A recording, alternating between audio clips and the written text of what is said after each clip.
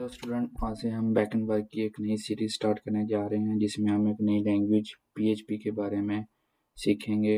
और इसका आज की इस वीडियो में मैं आपको इसका इंट्रोडक्शन दूंगा।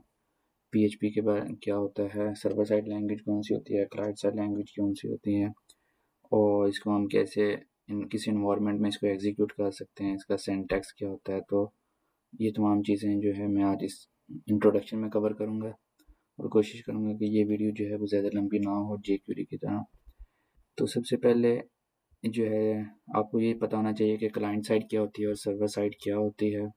अभी तक हमने जो काम किया है HTML, CSS, जावास्क्रिप्ट, jQuery, तमाम जो हमने एक फ्रंट एंड बनाया है, ये इसको बोलते हैं क्लाइंट साइड, जो कि क्लाइंट को विजिबल होता है, जो हमने एक फ्रंट एंड बना दिया है। अब उसके लिए हमें कुछ बैक एंड वर्क भी करना लाजमी होता है। जब आप उसमें कोई डाटा स्टोर करना चाहते हैं, डाटा वापस स्टोर किया हुआ दोबारा यूज़र को डिस्प्ले करवाना चाहते हैं, आपने जो अभी तक क्लाइंट साइड बनाई है उसके अंदर, तब हमें सर्वर साइड की ज़रूरत होती है। तो इस यूज़र साइड जो होती है वो ब्राउज़र में एग्जीक्यूट होती है, जबकि सर्वर साइड लैंग्वेज को एग्जीक्यूट करने के लिए आपको एक वेब सर्वर की ज़रूरत होती है जो कि आपकी लैंग्वेज को एग्जीक्यूट करता है, जहाँ पर एक्चुअली आपकी लैंग्वेज एग्जीक्यूट होती है। तो सर्वर साइड लैंग्वेज काफ़ी सारी हैं। आज जो हम देखेंगे वो PHP है, जिसको हम हाइपर टेक्स्ट प्री प्रोसेसर बोलते हैं, जिसकी शॉर्ट फॉर्म PHP है। और इसके लिए हमें सर्वर अपाची या nginx की भी ज़रूरत हो सकती है। इन दोनों में से आप कोई भी सर्वर जो है वो यूज़ कर सकते हैं। nginx आप यूज़ कर सकते हैं और या अपाची को। इसका प्रोसेस क्या होता है कि यूज़र जो है, आप जो भी फाइल लिखेंगे, जो भी कोड लिखेंगे, वो एक फ़ाइल के अंदर होगी और उसकी एक्सटेंशन जो है हमने .php रखनी है। अब से पहले हम जो भी एक्सटेंशन क्रिएट कर रहे थे वो .html थी, लेकिन अगर आप PHP का कोड लिखेंगे तो उसके लिए लाजमी है कि .php ही उसकी एक्सटेंशन हो। अगर आप उसकी एक्सटेंशन कोई और रखेंगे तो आपकी जो फाइल है वो PHP का जो कोड होगा वो एग्जीक्यूट नहीं करेगी, वो एज इट इज़ आपको आउटपुट जो है वो टेक्स्ट की फॉर्म में डिस्प्ले होगा। तो सर्वर साइड को रन करने के लिए आपके पास एक PHP पेज होगा, यूज़र उसको विजिट करता है और वो जो जो PHP का कोड होता है वो सर्वर के ऊपर फिर एग्जीक्यूट होता है और फिर वो डाटाबेस से कनेक्ट होता है, अगर तुमने उसकी बैकएंड पर डाटाबेस की कनेक्टिविटी की होती है। और फिर वहाँ से वो एक HTML जनरेट करता है और वो HTML सेंड होती है ब्राउज़र को, और वहाँ पर हमें उसको आउटपुट में डिस्प्ले होता है जो HTML का कोड है, ना कि हमें PHP का कोड जो है वो नज़र आता है। तो इसमें सिक्योरिटी यही है कि जब आप उसको राइट क्लिक करके या उसका व्यू इंस्पेक्ट एलिमेंट करके आप उसका सोर्स देखेंगे तो आपको जो है PHP का कोड नज़र नहीं आएगा। ये इसकी सिक्योरिटी है। इससे पहले हमने जो भी को लैंग्वेज की हैं, जैसे जावास्क्रिप्ट, jQuery, HTML, CSS, वो तमाम कोड जो हैं हमें यूज़र जो है फ्रंट एंड साइड पर, क्लाइंट साइड पर उसको देख सकता है, जबकि सर्वर साइड जो कोड होता है या लैंग्वेज का वो नहीं देख सकते। इन्वायरमेंट की बात करें तो इसके लिए हमें एक स्पेशल किस्म का इन्वायरमेंट चाहिए होता है। इससे पहले हमने जो HTML की फ़ाइल देखी है, आपने क्रिएट किया, तो वो आप कहीं पर भी किसी भी फ़ोल्डर में रखा हो, आप उस पर जस्ट डबल क्लिक करें तो वो एग्जीक्यूट होकर आपको आउटपुट आ जाती है। लेकिन इसको अगर आपने आउटपुट लेनी है, जैसे आपने C++ के अंदर देखें, तो आपको उसको स्पेशल किसी कंपाइलर में एग्जीक्यूट करना पड़ता है। तो इसको एग्जीक्यूट करने के लिए आपके पास एक सर्वर होना चाहिए।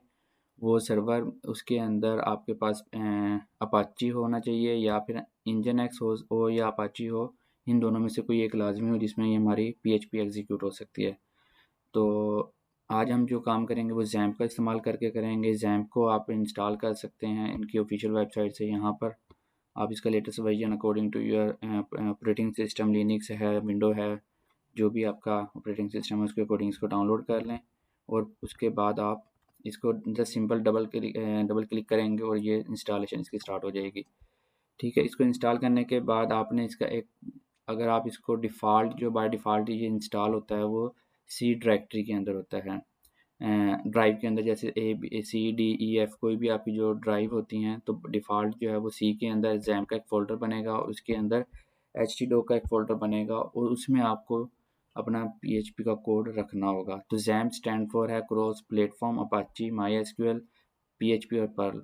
तो ये एक पैकेज हमें प्रोवाइड करता है, हमें अलग अलग से PHP इंस्टॉल नहीं करनी पड़ती, MySQL इंस्टॉल नहीं करना होगा, अपाची अलग-अलग नहीं इंस्टॉल करना पड़ेगा।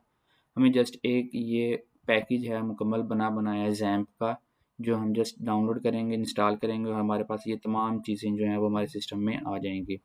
इसको मैंने ऑलरेडी इंस्टॉल किया हुआ है। आप यहाँ पर इसको मैं ये XAMPP कंट्रोल पैनल है, इस पर आप क्लिक करके इसको सर्वर को आपने स्टार्ट कर लेना है। तो यहाँ पे ये ऑलरेडी मैंने इसको स्टार्ट किया हुआ है। यहाँ पे जैसे ये देखें स्टॉप और स्टार्ट। तो इस वक्त अपाची जो है मैं इसको दोबारा आपके सामने स्टार्ट कर देता हूँ। तो ये इस वक्त जो दोनों हैं वो बंद हैं। जैसे ही आप इंस्टॉल करेंगे उसके बाद आपको इस तरह स्क्रीन डिस्प्ले होगी। तो आपने यहाँ पर इन दोनों को स्टार्ट कर लेना है। जैसे अभी मैंने इस पर दोनों को स्टार्ट किया तो ये मेरा अपाची जो है वो स्टार्ट हो गया और MySQL जो है वो स्टार्ट हो रहा है अभी। तो ये मेरा MySQL भी इस वक्त कनेक्टेड हो चुका है।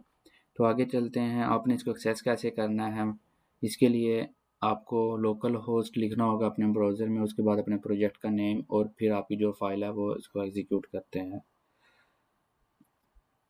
इसका सिंटैक्स की बात करें, ये अभी मैं आपको प्रैक्टिकल हम करते हैं, जैसे कि इंट्रोडक्शन में आपको दे रहा हूँ अभी का इन्वायरमेंट क्या होता है इसको एक्सेस करने।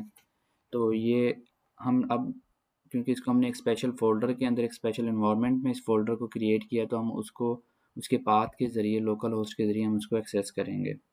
इसका जो वेरिएबल या इसका सिंटैक्स है तो उसके लिए आप angle bracket question mark PHP इस तरह आपने लिखना है, ठीक है, या लेस देन का साइन और ग्रेटर देन का साइन इसमें इस्तेमाल होता है। जब आपने क्लोज करना है तो क्वेश्चन मार्क और ग्रेटर देन का साइन आपने यूज़ करना है, इसको एंगल ब्रैकेट भी बोलते हैं।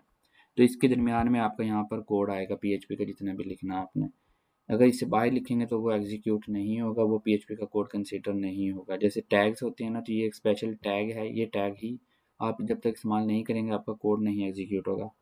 वेरिएबल और आउटपुट जो है, वेरिएबल के लिए आप याद रखें, जैसे हमने उसमें प्रोग्रामिंग लैंग्वेज में जावास्क्रिप्ट में देखा है लेट हम इस्तेमाल करते हैं और C++ में इंट का इस्तेमाल करते हैं। यहाँ पर आपको कुछ भी नहीं, यहाँ पर जस्ट आपको एक डॉलर साइन इस्तेमाल करना होगा किसी भी तरह का वेरिएबल डिक्लेयर करने के लिए। आपको ये नहीं बताना कि ये किस किस्म का, यानी कि आपको इंट डबल फ्लोट ये इस तरह का झंझट में आपको नहीं पढ़ना। जस्ट आपने डॉलर साइन आगे वेरिएबल का नेम दे देना। एग्जांपल के तौर पर यहाँ पर देखें, आपने ये PHP का टैग स्टार्ट किया और यहाँ पे PHP का टैग क्लोज कर दिया, ठीक है। इसके अंदर आपने ये ग्रीटिंग का जो है एक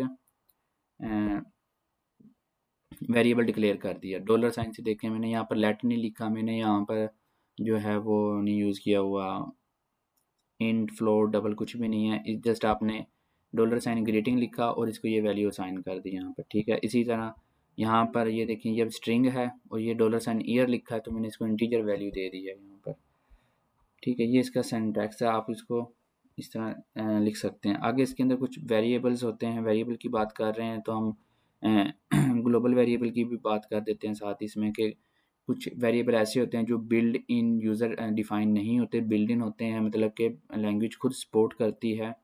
उसमें डॉलर साइन अंडरस्कोर सर्वर, ठीक है, ये एक वेरिएबल होता है जो कि सर्वर की इंफॉर्मेशन स्टोर करता है कि आप इस वक्त किस सर्वर पे काम कर रहे हैं, उस सर्वर का नेम क्या है, ठीक है। उसकी सर्वर की जो इन्फॉर्मेशन होती है, उसकी IP, उसका तमाम इन्फॉर्मेशन आपको इस सर्वर के अरे के साथ मिल जाती है। इस बेसिकली इसके अंदर मल्टीपल वैल्यूज़ होती हैं, तो इसलिए हम इसको अरे ही कंसीडर करेंगे। वैसे तो इसको वेरिएबल बोलते हैं, तो वेरिएबल सिंगल वैल्यू स्टोर करता है, लेकिन ये मल्टीपल होल्ड करता है, तो इसको सुपर ग्लोबल वेरिएबल भी बोला जाता है, ग्लोबल अरेज, और बाज़ औक़ात इसको अरे और वेरिएबल भी कहा जाता है। तो गेट और पोस्ट इसी तरह है, ये हमने उसमें देखा है HTML में, जब मैंने आपको करवाया है तो उसमें मैंने आपको दो मेथड बताए थे, गेट और पोस्ट होते हैं।